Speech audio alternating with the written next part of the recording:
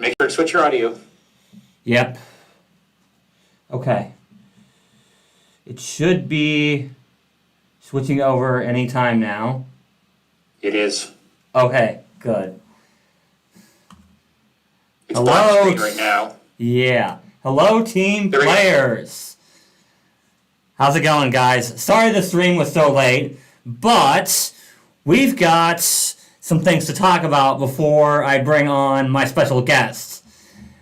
Some of you guys might not know this, but I actually did get a sponsorship recently. So, I'm here to talk about W Energy. I use it all the time to help me make videos. It's one of those things that helps me with energy and focus. Yes, it's oh, I had it in my head. What was it? This stuff isn't like other energy drinks. It doesn't have a bunch of junk in it. You know, no sugar, no maltodextrin. It does have caffeine in it, but you're not going to find a bunch of junk like other energy drinks. So, if you're interested, you can go to the link in the description below and type and use code TEAMGAMING for 10% off a starter pack that includes one of these cool shakers, as well as 5 different flavors for you to try, including my personal favorite, strawberry lemonade. Anyway, next week is going to be, I was going to cover Starfinder content next week, because the field test came out, but I actually did recently get a tier 3 patron, so I'm going to have to do a build for him next. So I'm going to do a build for him next week, and then I'll do Starfinder content. Anyway, I'm going to bring on my special guest now. So please welcome Don from the Sly Strategist. Hey, how's it going? So Don, why don't you tell us a little bit about your channel for those of you for those people watching that don't know about you? Okay, so I am the Sly Strategist, and one of the things I'll always say, let me take that back. I am not the Sly Strategist. The channel is the Sly Strategist. I'm just trying to be the Sly Strategist. And basically what I generally do is I am more of a rules and conditions and encounters and try to explain how the game works to the people out there who are actually playing the game. And by doing that, I hope bring more Pathfinder 2e players in, because the more Pathfinder 2e players there are, the more people I have to play with. And that's kind of my whole spiel on it. I am not a build specialist, so I was kind of excited when you brought this up as a collaboration, because I like my build, and I think it's going to be a lot of fun. Yeah. So what we've done is we have taken a similar concept and used the same ancestry, heritage, and class. And we've also but we've taken different feats. And while I normally do I normally let you guys pick background, because a lot of times it's going to depend on the campaign. I believe Don here has chosen a specific background for his build. That's right, isn't it? Yes. Okay. Sure did. Mm-hmm. So why don't you start with that? Okay, so in order to keep this comparable, I basically did the same ancestry, class, heritage, and racket. And for Criminal Mastermind, wanted to keep it the same, but I wanted to do a slightly different direction. So I'm going with an information broker type mastermind. And this is going to be a detective background, mainly for streetwise and underground lore. Detective, you think police and stuff like that, but we're not going police. We're thinking more along the lines of maybe a spy for a local gang or the information guy for a mafia or something along those lines. You could also do a code breaker for a background for cryptography lore, but in my build, you actually see later, we do kind of get a little bit into cryptography. Inspiration, I want to talk a little about that, because I picked specific skill fields and stuff like that too. But inspiration, we had talked about this before for what the actual inspiration is, but there are other characters that actually fit into this. If you were a Game of Thrones person, there's Lord Varys or Littlefinger, the Merovingian from The Matrix, but I was really thinking of a Keyskate or Uhura from Bleach type player. That's really kind of where I was going for this, so I actually did pick some specific things. Oh, I just realized something. I actually don't have my camera on, so hold on. No problem. Lives are always fun. Yeah. Okay. All right. And it looks like people are getting an echo too. So so I'm not exactly sure what that's about, but you guys can hear us, right? At least you guys have been able to hear us this whole time.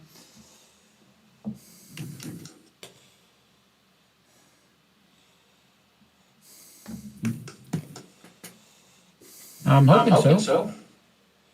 Yeah. I'm hoping so, yeah.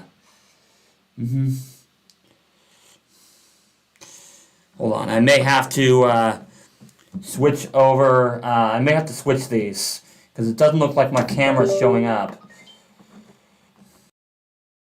Well,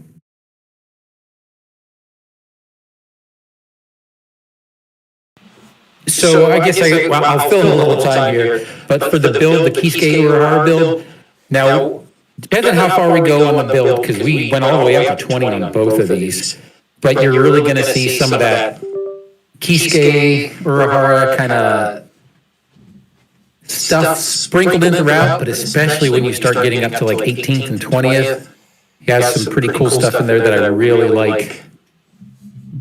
And then we also picked some things that were exactly the same, which I thought was interesting too, because I tried not to refer to your build when I was building this one. Right.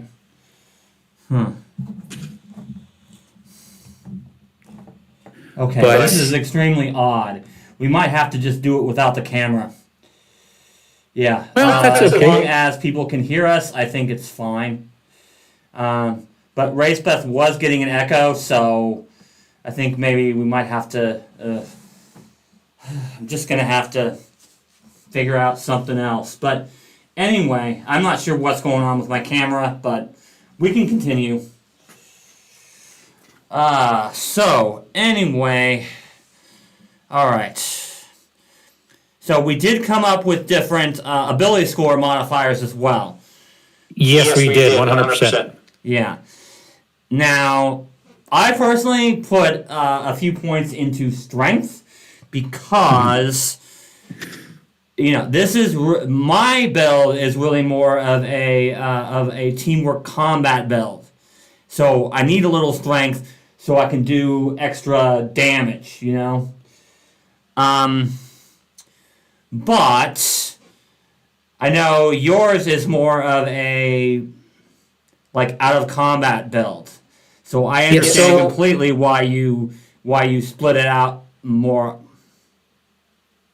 Exactly. Simply because, like I said, I'm doing the more information broker type thing. I'm decent in combat, bordering on good in combat. So it's not that I totally eschew combat whatsoever, but especially as debuffing.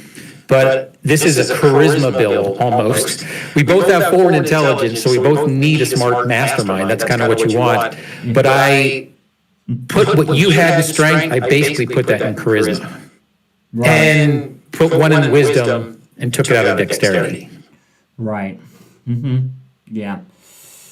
Whereas my build will want to up its wisdom because, eventually we're going to need to start using those wisdom-based recall knowledge skills, But at the same time, my build needs more combat stuff in the beginning.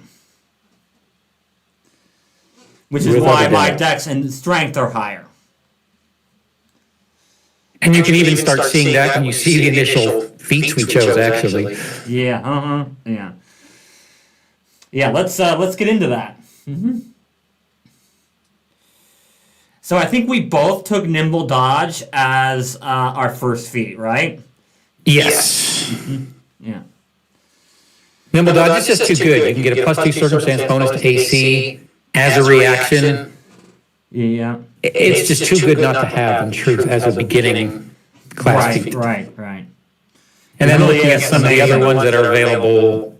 Oh, I did want to say this, though. For mine, though, specifically, not your build probably...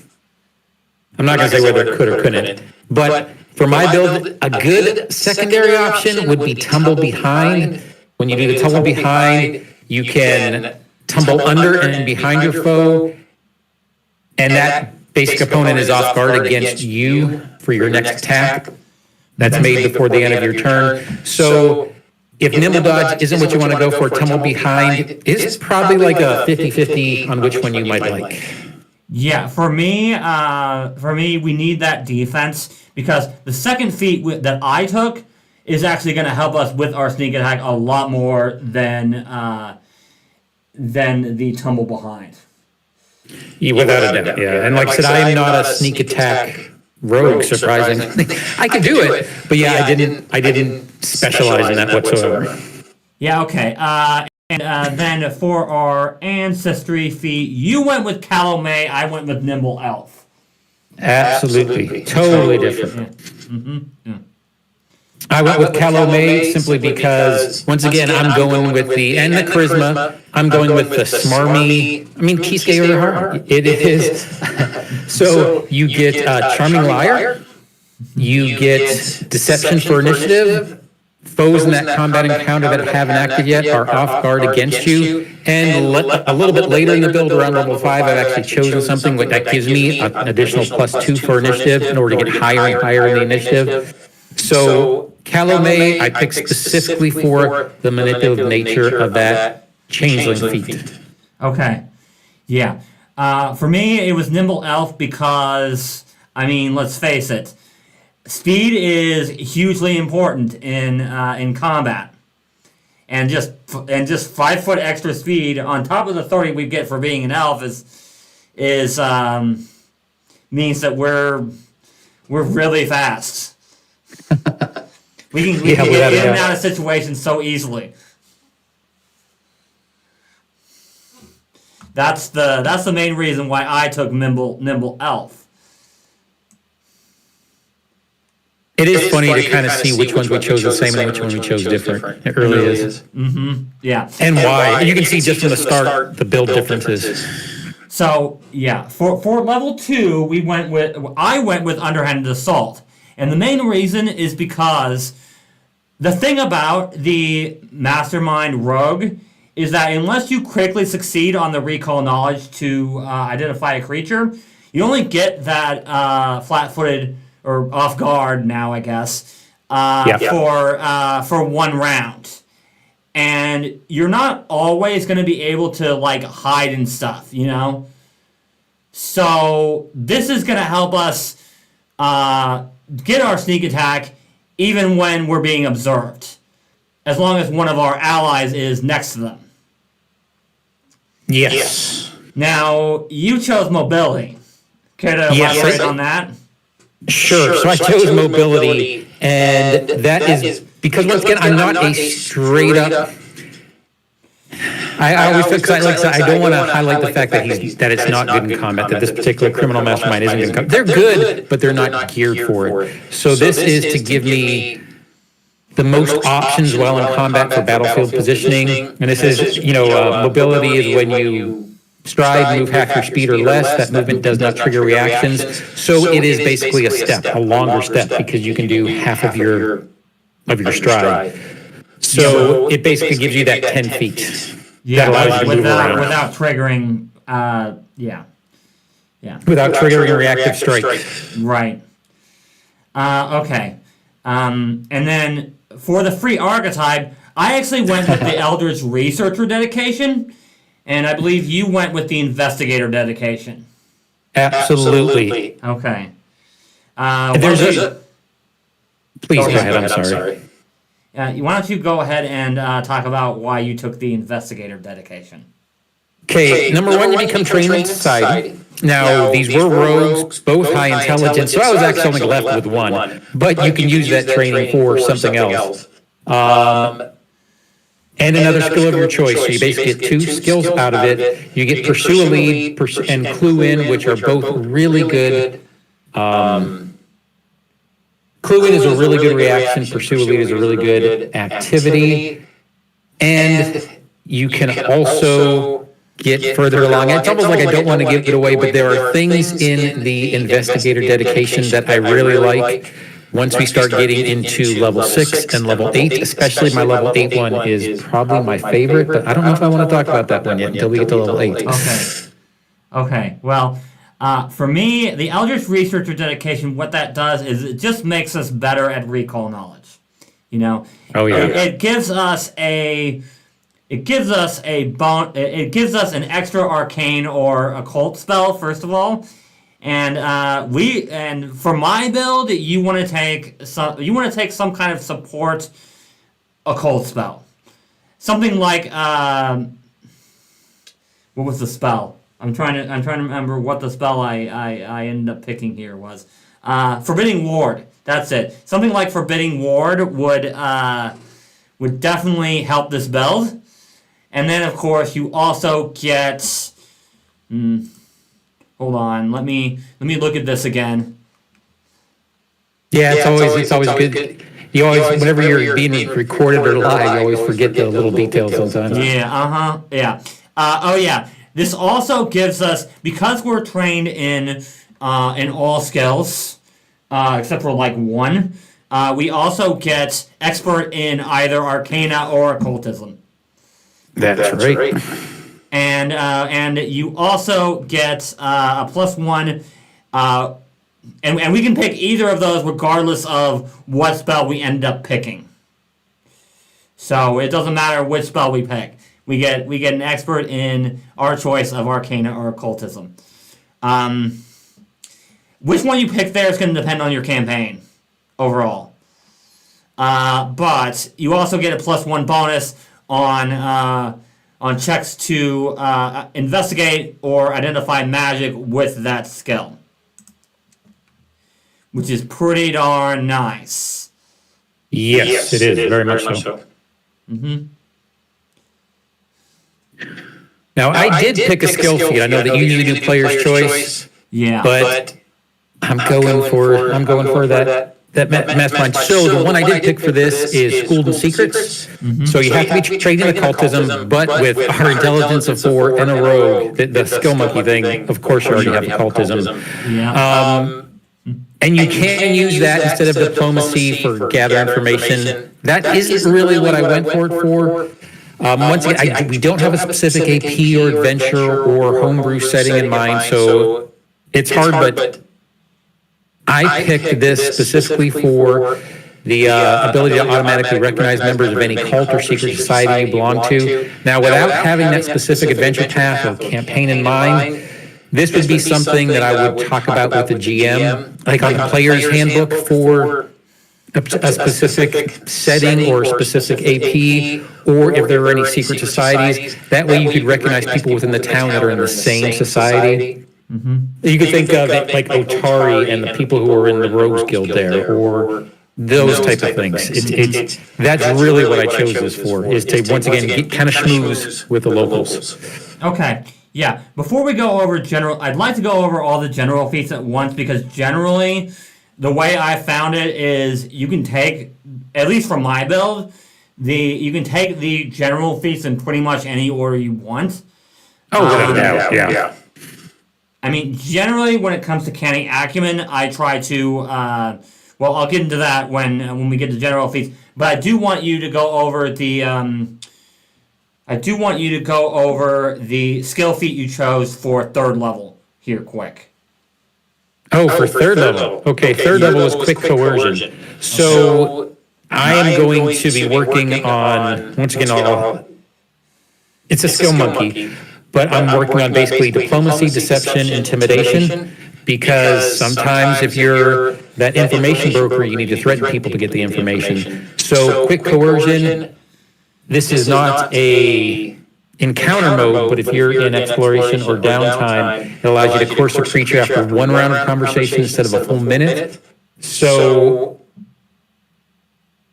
it basically allows you, this is more for the information gathering side of it, is really why I picked it. And my intimidation is going to go up and up and up as we go through this build until it gets to legendary. And it's just a really good information gathering technique for exploration and downtime.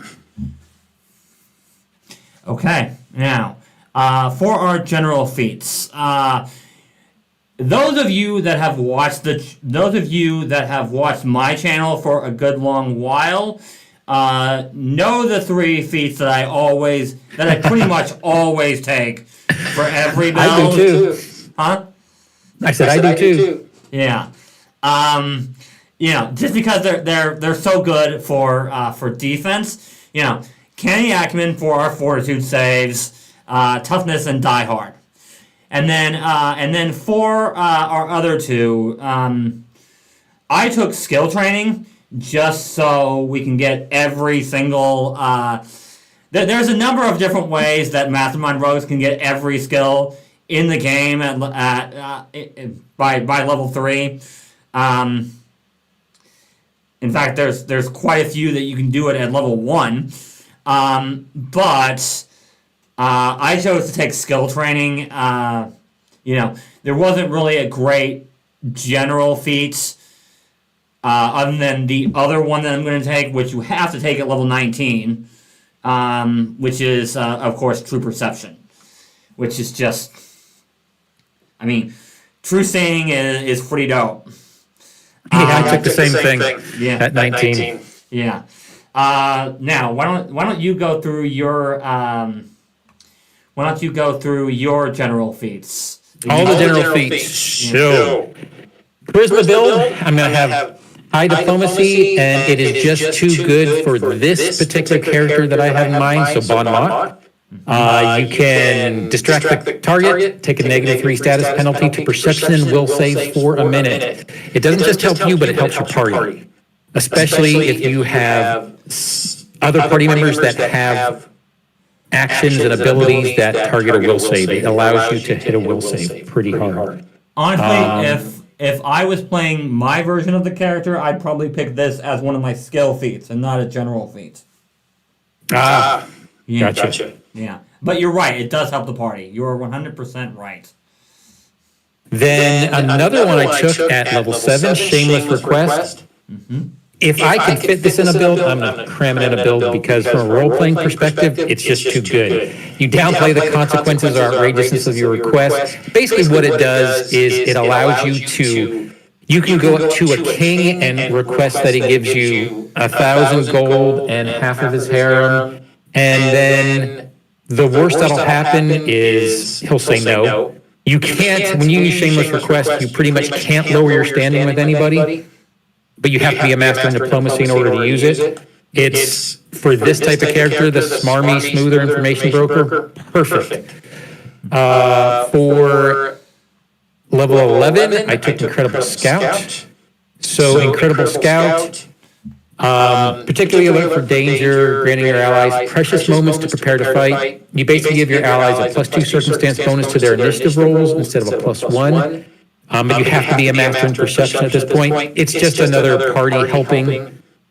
General feats on level 15, I took Legendary Negotiation. Legendary Negotiation is 3 actions, but you have to be Legendary in Diplomacy, and that's what I'm going to be at level 15. It's the first one that I take the Legendary. And basically, you can make an impression and request your opponent to cease whatever they're doing and start negotiating. It doesn't matter what they're doing at the time. You will take a -5 penalty to your diplomacy check, but you are going to be legendary at this point.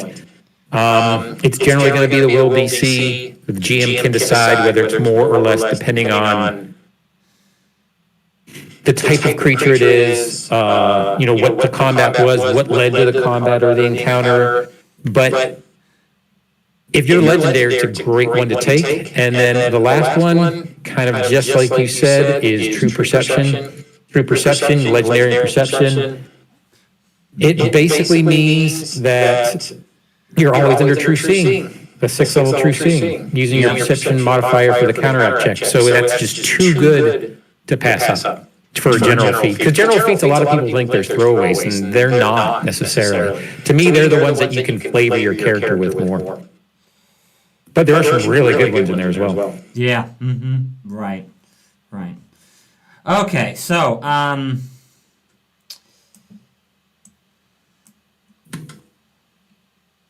it looks like we're running low on. Well, that's okay. Never mind. Okay. So, yeah. So for level 4, yeah. For level 4.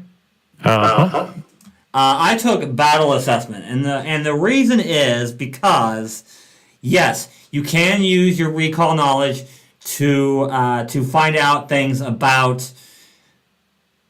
You can find out things about creatures using recall knowledge, but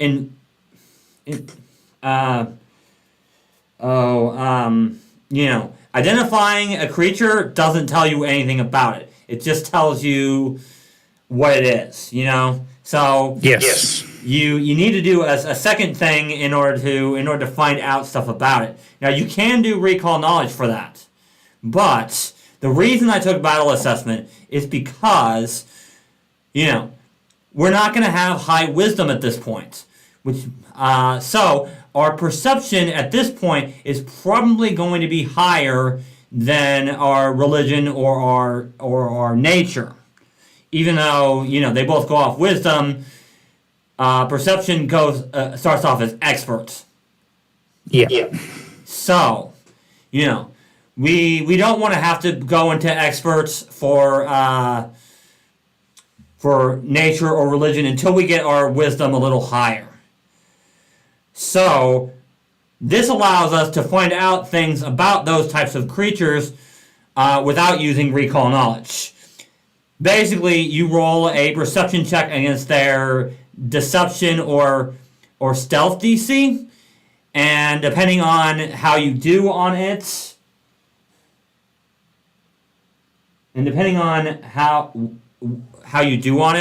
you can get certain information, which is I cannot stress this enough. Getting information about a creature's stat block is hugely important in Pathfinder 2e. It very much is. Yeah, yeah. So that's why I took battle assessment. Okay, so I saw the comment where it seems only like when I'm talking. That's in Discord. I wonder if I should. Let me do this. So I don't know whether that's going to fix it or not, but I am going to go talk about. I picked predictable in this particular case. My AC is lower than yours. So simply because my dexterity is lower in truth. And what this allows you to do is, at the very least, on a success, you're going to be using your perception check to sense motive against the foe's deception DC or a hard, so a 20, or a hard DC at the foe's level, so it could be higher. But if you get a success, you're basically going to get a +1 circumstance bonus against the creature until the start of your next turn, and for your AC, and a +2 circumstance bonus to your next saving throw against the creature before you start your next turn. So it's just something. This one is less team and more about self-preservation a little bit, because once again, my AC is not going to be as high. On a critical success, you get a +2 to both of those. Cool. Yeah, I do understand why you took that. That is and it's a one action. So if you can get your perception high enough, getting a +2 to AC and saving throws, that's a good trade. Right. Okay. For the free archetype, I ended up taking Seeker of Truth for the secrecy domain. Now, the secrecy domain, that spell basically is called Forced Quiet, and essentially what it does is Like, if an enemy finds out something that you don't want them to know about, and they want to tell it to your allies, you can cast a spell on them, and they can only whisper at that point. Once if they fail their save. Yes. But this doesn't affect their spellcasting unless they get like unless the spell has like auditory effects. So if you're going up against a bard, that spell is perfect to cast on them. Bards are so much fun. Yeah, they are. They are. But yeah. But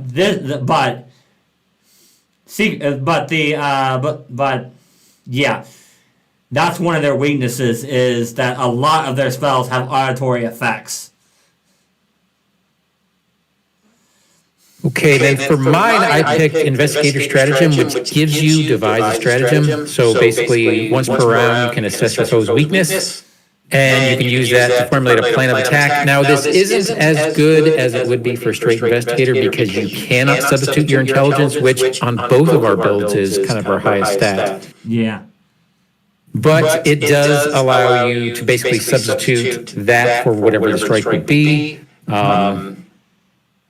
So I will say this is not the feat that I took in order to try to become an investigator, but it's still a decent one. Yeah, it's still a decent one, yes. Okay. Now, for level 5, should we talk about our different ability score increases, or should we just move on to the ancestry feat? Well, the difference is you did wisdom and strength, and I did con and charisma. Yeah. Charisma because I'm charisma base, and constitution because my AC is lower than yours because my dex is lower. Right. So those are the two reasons why I took con and charisma. And dex and intelligence are obvious. Yes. With both builds, there's not too many choices. Now, why don't you talk about the skill feat you chose for level 5? Okay, so the real skill feat I want to take is Creighton's Cognitive Crossover. Yeah. And that is the reason why I say the real one I want to take is because you are going to need to talk with your GM, because it is in Lost Omens Pathfinder Society on page 119. So it's uncommon, but it's the fact that it's a Pathfinder Society. It's from the Pathfinder Society Lost Omens book. But Creighton's Cognitive Crossover, it allows you, once you get no information from a recall knowledge, because you failed, basically, you basically can reattempt the triggering check using another chosen skill. In addition to that, when you gain this feat, you can choose 2 of the following skills, and it has Arcana, Crafting, Lore, any lore, Medicine, Nature, Occultism, Religion, or Society. So it basically gives you just a little bit of bonus. Now, the problem is it's a Pathfinder Society Lost Omens one, so it depends on whether your GM isn't going to allow it or not. If I can't get that one, then what I would try for is Folk Dowsing. Folk Dowsing is just another information gathering one. It is definitely, to me, second tier to Cognitive Crossover because you don't get that reaction to reroll with a different skill. But it still allows you, when you're wielding a dowsing rod or pendulum, that they roll a secret check to see if you detect the largest source of water, oil, or other natural non-body in the area. It basically just allows you to get more information. In this case, very specifically for when you're in exploration mode. That's really what it would be for. And the GM would determine the DC, usually a trained simple. But that would be my by far second choice. First one is definitely Cognitive Crossover if your GM allows it. Okay. Now, for ancestry feats, I went with Ageless Patience. And the reason is because out of combats, spending twice as long on a skill out of combat is definitely a possibility. And that gives you a +2 on the check. So, like, if you're doing something like, following tracks or something, you can spend twice as long on your survival check and get a +2 bonus on that. And Yes. and even something like, I mean, this isn't hugely practical, but you can spend twice as long on, say, an intimidation check during combat, which would be 2 rounds, and get a +2 on your intimidation check, or 2 actions, I should say, not 2 rounds, 2 actions. You could spend 2 actions on an intimidation and get a +2 on it. It's not great for combat, but it is something that's going to come up more often than you think in out of combat. Without a doubt. And I guess you took Elven Instincts, right? Yep. I took Elven Instincts simply because it was at this point, you know how you hear those little voiceovers for movies and stuff like that when they say, it was at this point you realized, it was at this point that I was making a rogue bard. Because I do a lot of debuffing, but because of that, a lot of that requires or certainly helps if I'm higher in the initiative order. So I took Elven Instincts to do a +2 circumstance bonus to perception checks made as initiative rolls. Basically, it just allows me to go higher, and if I happen to tie with anyone, I always go first. Doesn't matter what I rolled.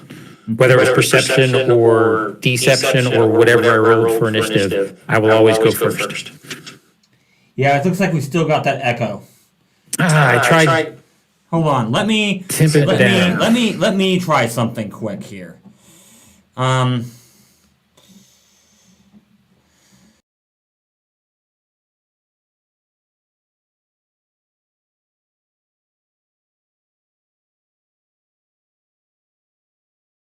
Okay, well, I'm going to talk for a second. Hopefully the echo is gone.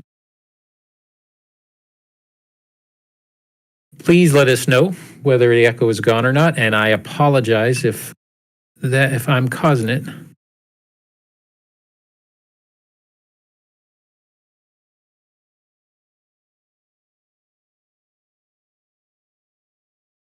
Yeah.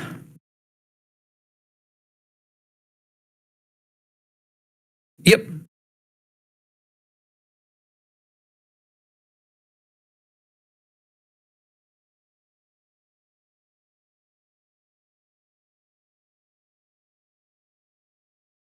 Gotcha.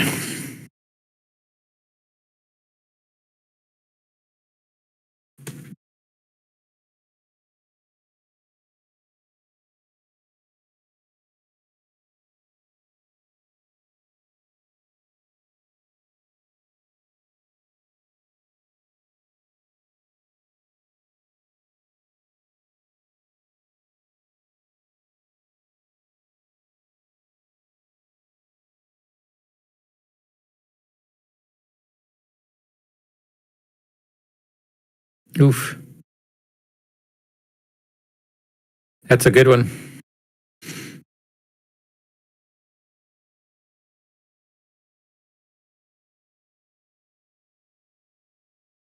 And then for mine, I chose Analyze Weakness. So Analyze Weakness, you have to have a sneak attack of 2d6, and you have to have already identified a creature with recall knowledge. But basically, the next time you deal sneak attack damage, you are going to get an additional 2d6 precision damage, and it just levels with you. At 11th level, it becomes 3d6, and at 17th, it becomes 4d6 precision damage that gets added. So it really increases your damage once you use this single action. Basically. It's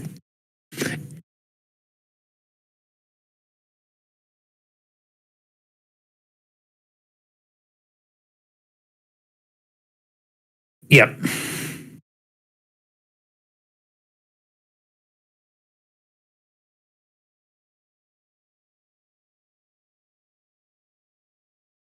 Yeah.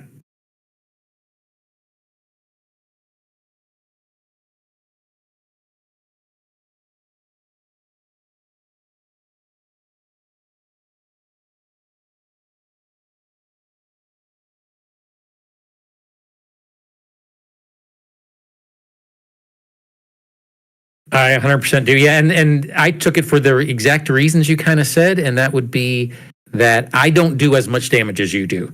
So this was kind of, it isn't going to catch up because it's very specific as to how it works, but it does give me a little bit of edge.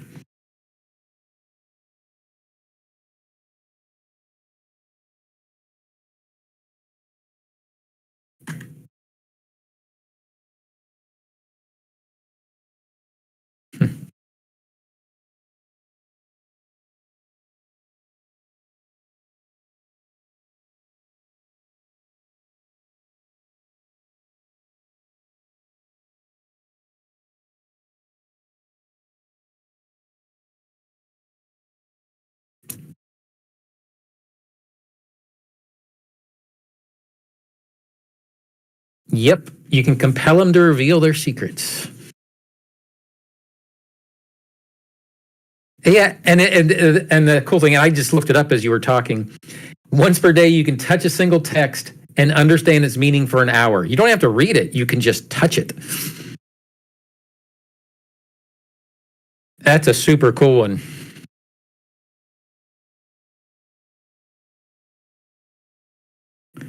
Yes. So for the archetype feat, I took basic deduction, and that allowed me to pick an investigator feat. And of that investigator feat, I took red herring.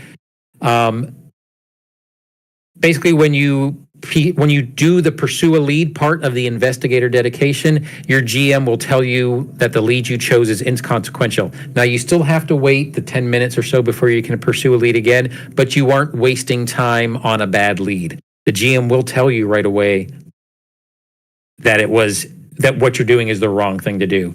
So it's helpful for that, so you don't waste time or waste that pursue a lead advantage that you get.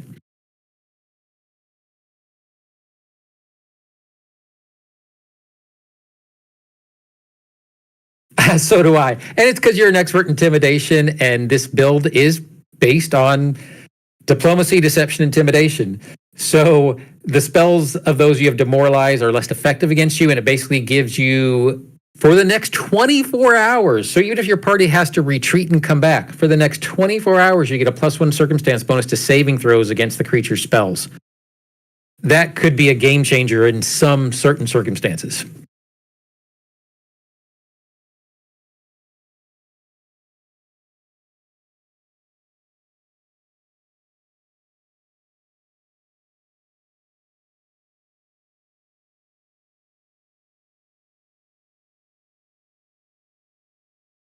No, I did a skill feat. I did pick a skill feat here, and the one I picked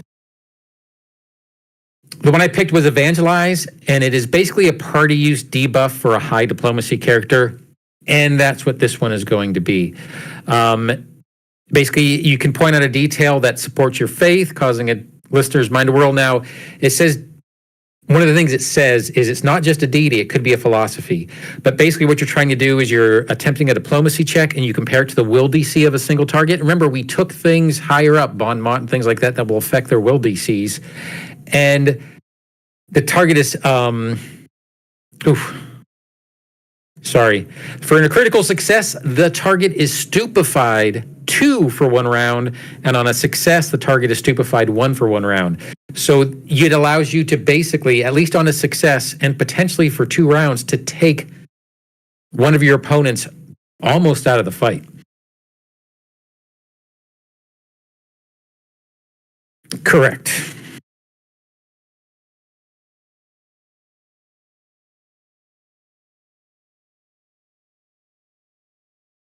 Yeah.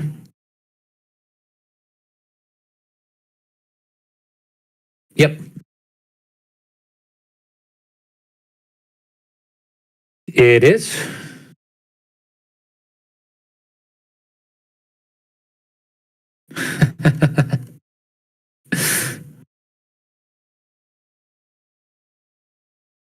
No, not at all. I mean, I took it the same reason why you did, in truth. Basically, you allow an ally to roll a triggering check twice, and they take the better of the 2 rolls. It is basically halfling luck, but you can give it to other people.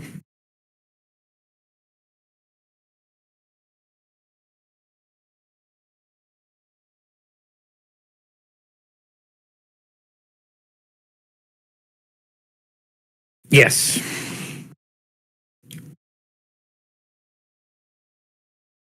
Well, and the big thing about it is it allows you to give it to an ally. Like even with Halfling Rogue, you're stuck doing. I mean, it's to you. You can't help other people with that one.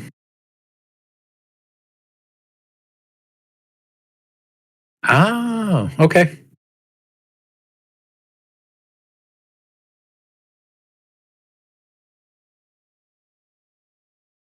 Yes.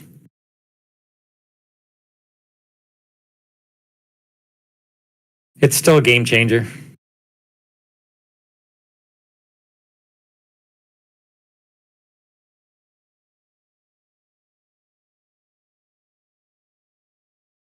Great one.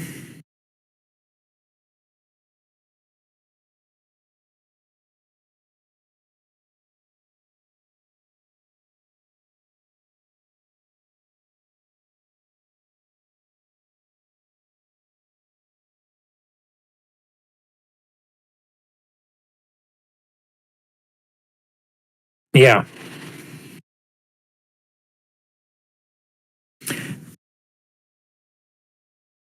It 100% fits your build.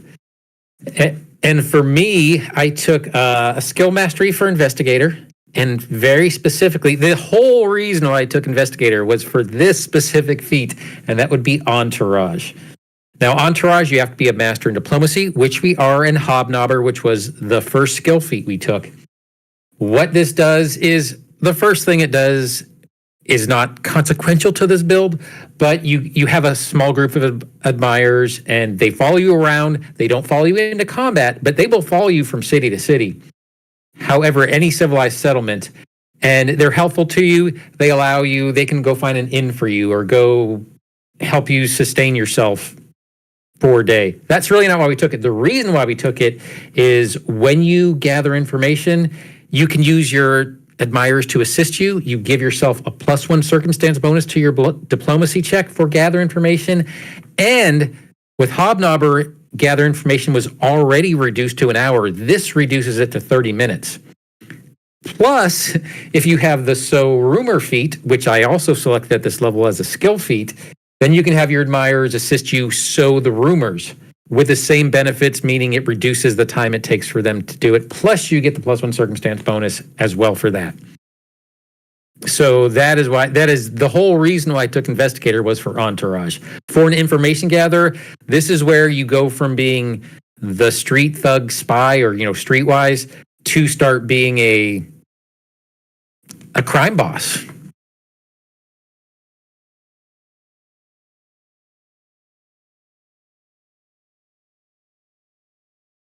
Yeah, so rumor, it is uncommon, but you have to be an expert in deception. And basically what happens is you basically roll a secret deception check to see how well that you spread a rumor. And it basically takes as long as it would for gather information without hobnobber. It takes 2 hours. With hobnobber, it takes 1. With this, it also takes it down to half an hour. And what happens is basically it takes less time to spread the rumor. And if you're attempting to overtake a particularly popular or contradictory rumor, then because that takes longer or can be harder, this will actually help with that. It increases or decreases depending on how plausible your rumor is. But on a critical success, your rumor is going to spread like wildfire. And anyone who tries to gather information during that time frame, let's say if you're a good situation when this would actually apply is your party is in a town. You could even call it Otari, and you have the captain of the watch is trying to determine whether you guys were the ones who, I don't want to give anything away that's in an AP, but burned down a building or something along those lines. Well, you could spread a rumor that it was someone else, and when they tried to determine if it was you to do it, then your rumor would take success, and your rumor persists for a month. If you get a success, your rumor persists for a week. But it just allows you to kind of hide your tracks a bit or start new tracks towards something else.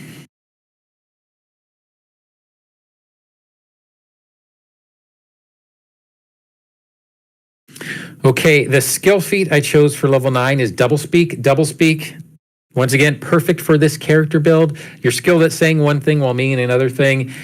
Basically, what happens is if you gather information and you need to tell your party, but let's say you're in the middle of the town square or you're in the middle of an interview with that captain of the guard who is accusing you of burning down a building. Doublespeak allows you to insert meaning into what you're saying without cluing in the captain of the guard, but it allows you to impart that knowledge to people who have spent at least one full week.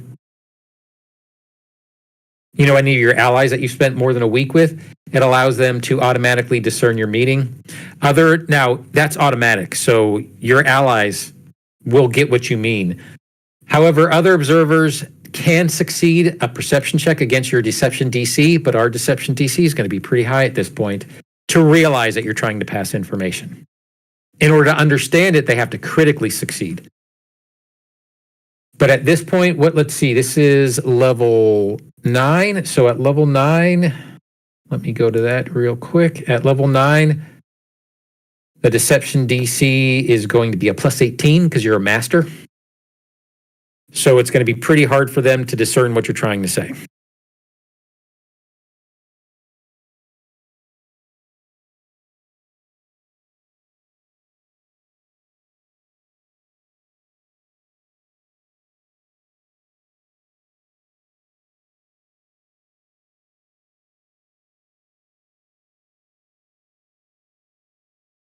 Yeah.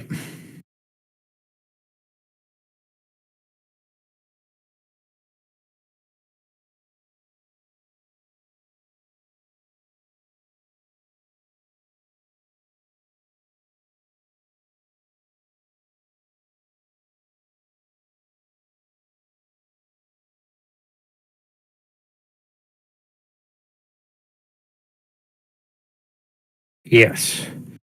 I took Brightness Seeker. Brightness Seeker, it's an elf ancestry feat. This was the best of a bunch of okay options. It wasn't like a key thing, but if you think of it this way, you took the investigator dedication, you have pursue a lead, you're going to have clues, you're going to have things. So with Brightness Seeker, you can spend 10 minutes studying your surroundings in search of omens related to a particular cause. That's directly from the actual feat description.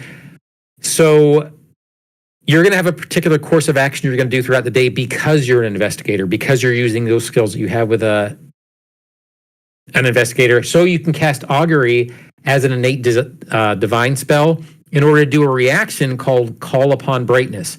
The triggers, you're going to attempt an attack roll, skill check, saving throw, whatever, while performing the course of action from your augury. So it's basically going to be from whatever you decided from your investigator feats. I said that weird, investigator feats, but you haven't rolled yet. So you can do this reaction and you're going to get a +1 status bonus to that check, or a +2 status bonus if the result of the augury was whoa, or, you know, it's going to be a bad thing, and you proceeded anyway. So it's just a good status bonus. That fits in with the investigator because of the particular feats and skills of an investigator.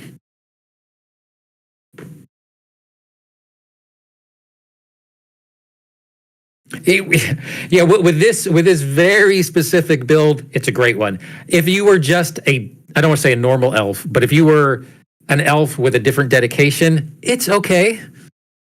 Because rarely are you going to have a specific course of action. No, but as an investigator, you're going to.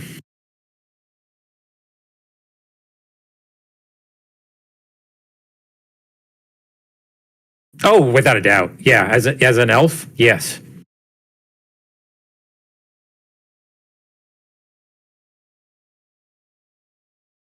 Sounds good.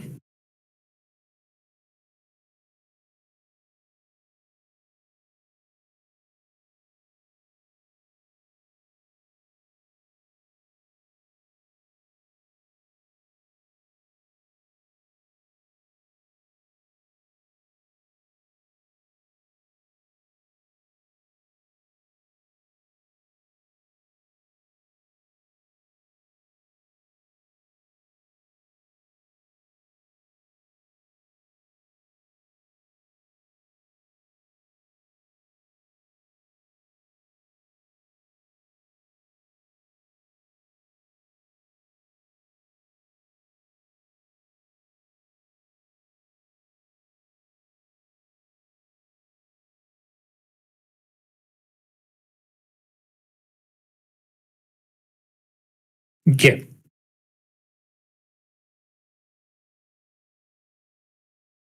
Now I chose. Oh, go ahead. I'm sorry.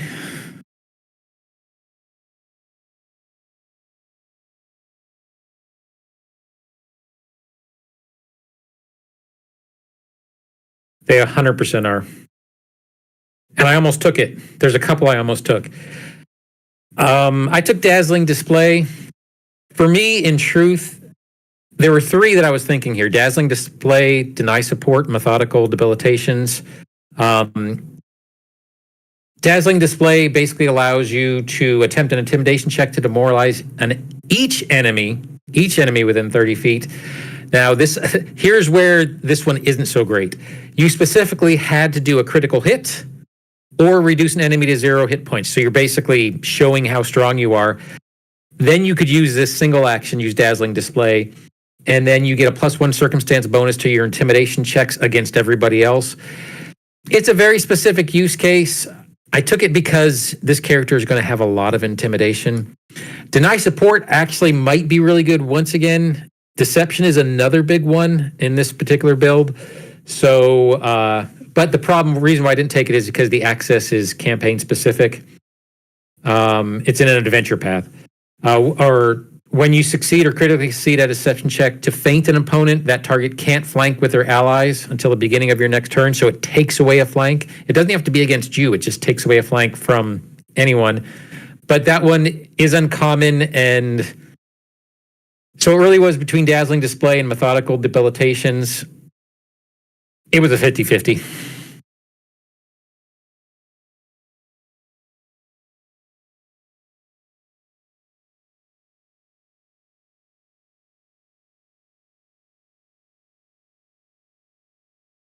I probably should have taken Methodical Debilitations, but I didn't.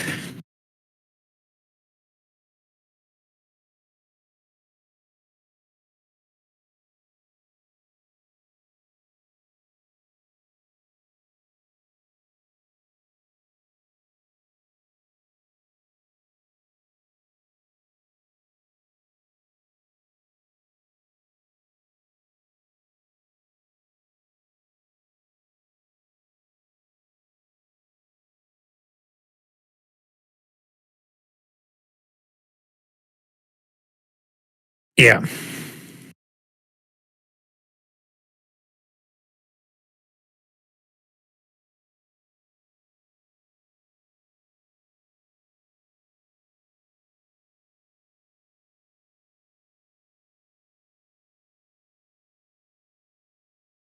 Yes, 100%.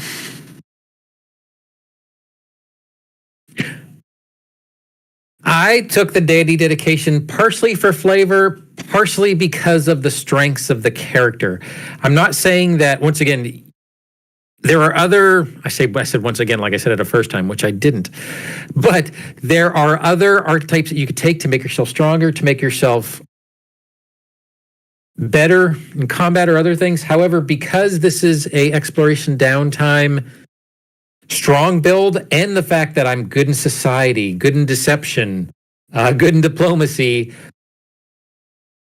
this is a really good dedication for it. Basically, the difficulty of influencing a rumor is basically, sorry, let me say this one more time. So I can perform a special downtime activity, which is influence rumor, since I've already did sow rumor, spending at least 1 day downtime to manipulate the course, tone, or content of a rumor to your benefit. It builds along that. It does talk about the difficulty classes, which I'm not going to go over for this. But it also allows you to be trained in deception or society. However, if you are already trained, then you can become an expert instead. So this allows you to fill out some of the others, since you have every skill on, on the Earth, on Desna's green Earth at the moment. You can go ahead and take some of those up to expert by picking Dandy. Plus, later on in the build, there are things going along with the sow rumor, since we're not going to go higher than this, but there's gossip lore, which is really going to be helpful, once again, for the rumor information gathering part of it. And then the other one that's kind of interesting, I think is fantastic. Fits the character so much if you think of like a Littlefinger type character, or once again, Urahara, is Statement Strut. and you have an eye for fashion and know how to sell the attitude. Think of the striped hat and the green cloak and all that stuff for Urahara. So you stride up your speed. All enemies within 30 feet of your movement are enraptured by your performance. They must succeed at a will saving throw or become unable to use reactions until the end of your next turn. So if you're fighting a creature that has reactions that are just killing the party, this prevents them from doing reactions. And it's one single action. So that's why I took Dandy to... My skill feat at this level is going to be Biographical Eye, Master in Society, which I am going to be at this point. So basically, even with a small, brief conversation or social interaction, you pick up on subtle social and visual clues. The whole big point of it is that you can spend a minute in the presence of someone you hadn't met before, and you attempt a DC 30 society check. I'll already be a master in society at this point. You gain a +1 circumstance bonus to that check if you've engaged that person in conversation. And if they're deliberately trying to conceal something from you, it doesn't really matter. Well, it is their nature or false identity. Then you learn about it. You learn about the false biography rather than the true one. Unless you exceed their will DC, you can also get, and it talks about what you get on the different successes. You can learn anything from critical success, you get the profession, specialty within the profession, major accomplishment or controversy. You can also learn the nation and settlement as well. You learn everything. You can learn what they had for breakfast. And on a success, you get the profession and specialty, and you learn basically where they came from. But it allows you to immediately, within a minute, kind of identify a person and, generally speaking, what they're trying to do.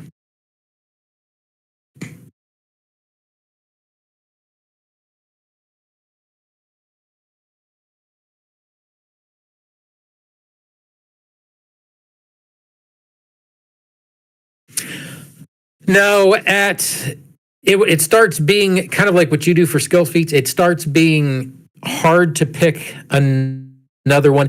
Dandy dedication kind of ends at 14th. By that I mean there isn't a whole bunch left. At level 16, I took Tut Tut because I started going down because the ones that were appropriate for level didn't work in this build very much. So I left 18th and 20. You had to take one more Dandy feat in order to close it out so you could switch to something else. So at 18th, I just have any. You'd pick another dedication. You really wouldn't continue to build through the Dandy. You could go back to the Investigator at this point, but at this particular point in time, I did, from 18th and 20th, I just kind of have any in there.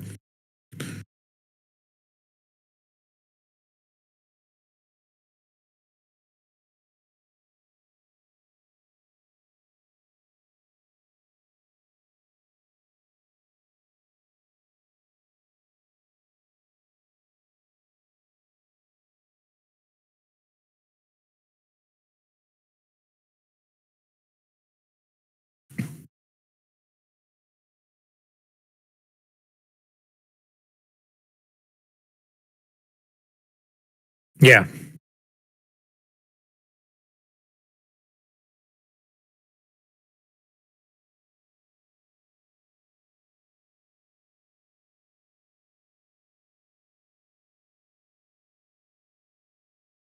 Well, I do want to mention a quick 2, if I could. That's only because the Kisuke connection. So you have at 18, class feat, perfect distraction. Perfect distraction basically allows you to mislead your foes as you sneak away and you leave a decoy behind. You think about those blow up Kisukes that I always used to leave behind. And then at 20, you have reactive. And a reactive basically means that a reactive distraction means that if you would be hit by an attack or targeted by an effect, you can switch between you and your decoy to foil your foe. So you can actually switch places. Kind of almost like a mirror thing for a thermitage.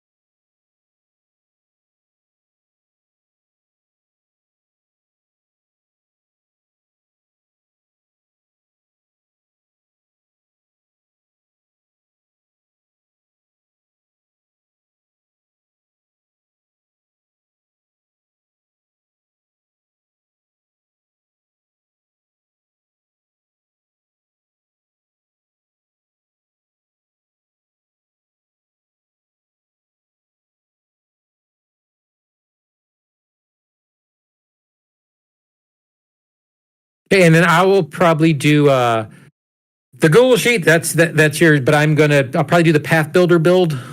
I'll put that on my Discord as well. That's just for my character, though.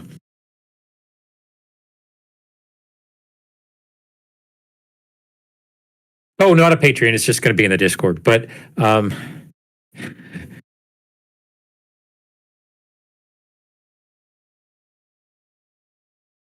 yep, and then we are gonna. I think we're gonna have you on my channel at some point coming up soon. I'm thinking we're gonna do something similar, except this time I get to pick the character. And if you watch any of my stuff, you know it's probably going to be a bard or a cleric.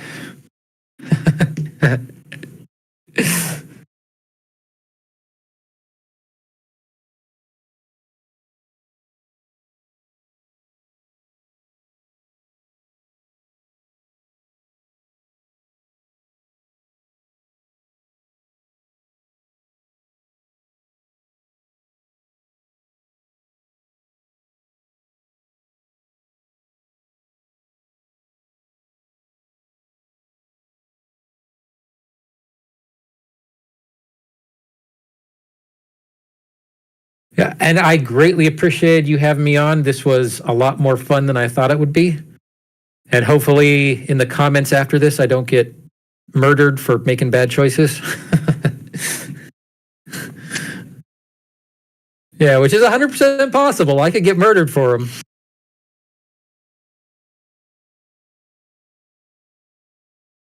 That's a good start.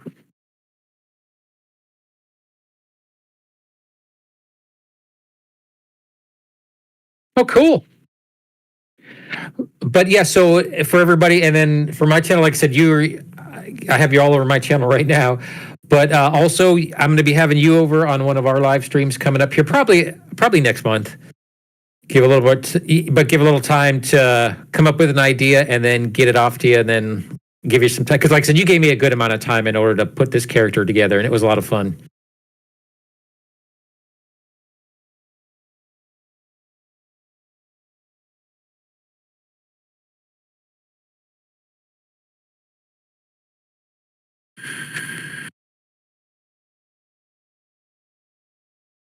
Yep. Yep. Sounds fantastic.